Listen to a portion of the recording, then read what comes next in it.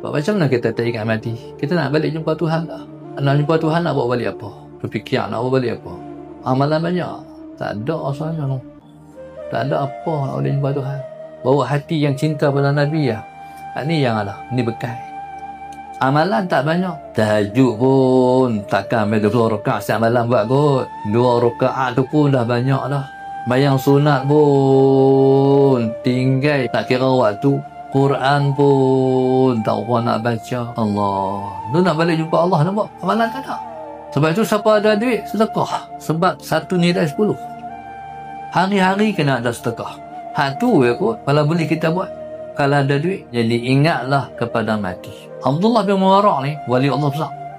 Syekh Abdullah bin Mubarak ni ulama cukup besar. Pada hari dia mati, waktu orang nak tutup dah ni.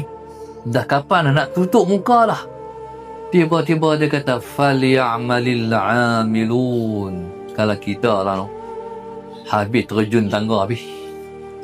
Falyamalil amilun.